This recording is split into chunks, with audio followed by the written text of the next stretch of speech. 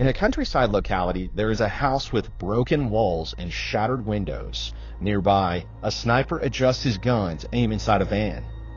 He points at the house, but his bullet just misses a young girl inside, who leaps back in surprise. An injured woman is crouched at the other end of the room while a man is unconscious on the floor. The girl, Jean, closes her eyes and tells herself to focus. A flashback shows Jean and her uncle Jinmin watching an action movie. When Jean ridicules how the hero is conveniently missing all the bullets, Jinmin says he's using the correct blind spots to navigate his way.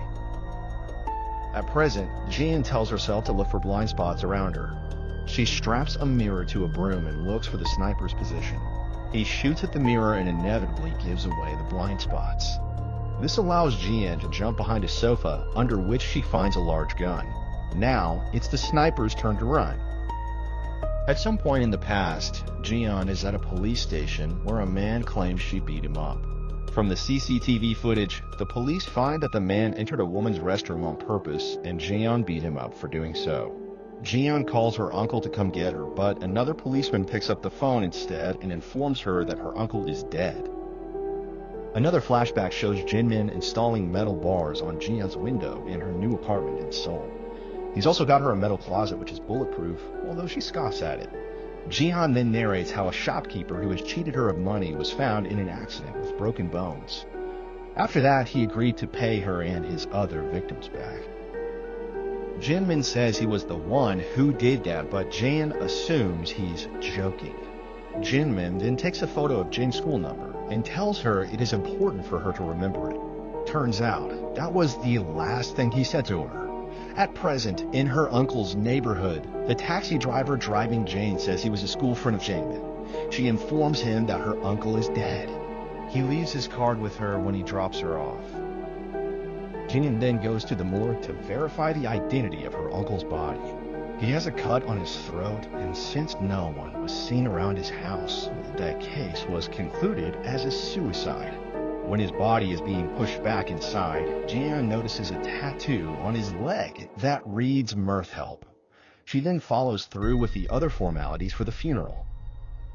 When she reaches her uncle's house, she meets a young boy named Bae Jongmin. They used to know each other as kids.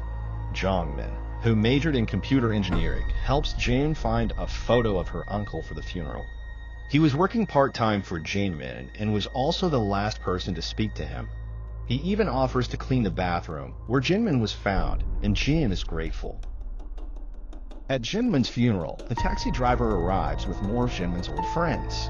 Of all the flower bouquets Jian received, one of them was from a person named Lee Young-han. Jian then notices a pair of twin brothers arrive at the funeral.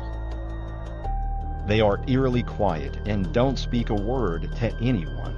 Outside, a mysterious figure smokes a cigarette and says his goodbyes to Jinmin. Meanwhile, Jongmin cleans up Jinmin's bathroom. He finds a mobile phone hidden in one of the cupboards. At the funeral, Jongmin's old friends talk about how his business of selling hoses may not have been doing well. They discuss several rumors about Jongmin being a gangster or a spy. The taxi driver, drunk by now, recalls that it was Jongmin who saved all of them when their fathers lost to money gambling. Jongmin was the one who dropped a bag full of money at their doorstep. The revelation shocks the others, who were not aware. Afterwards, everybody gets on a bus to the cemetery. Back at Jinmin's house, Jin admits to Jongmin that she's disgusted at the way her uncle died.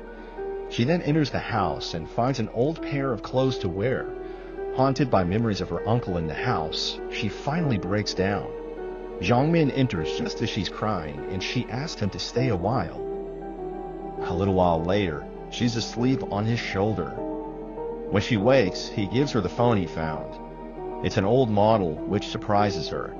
The phone then gets a text from someone who claims to have paid Jinmin 70 million won. Another text shows her a bank balance of 18.7 billion won. Jongmin shows Jiyeon the website used to sell hoses, but they both know hoses couldn't possibly make that much money.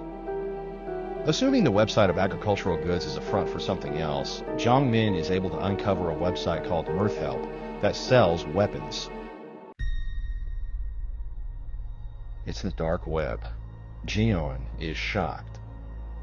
A message arrives on the website from the person who paid the money. When Jian replies that the shop is closed, the person realizes that Jinmon is dead and says that he is coming for Jian instead. Jongmin quickly shuts the web page down. Just as he suggests calling the police, the bell rings. Jian picks up the intercom and speaks with a woman named So Min-hee, who claims to be Jinmon's Chinese tutor. Although, we see that the woman has weapons in her bag. Jian gets a text on the phone that tells her not to die at the hands of another, since that person wants to kill her herself. Meanwhile, Min-hai has made her way from the gate right to the front door. Jian is frozen in place. An epilogue shows Jian when she was 7 years old. She and her family are dining with Jinmin, who has shown up after 8 years. He introduces himself to Jian, and the two share a smile. Thanks for watching. Don't forget to subscribe for more content like this.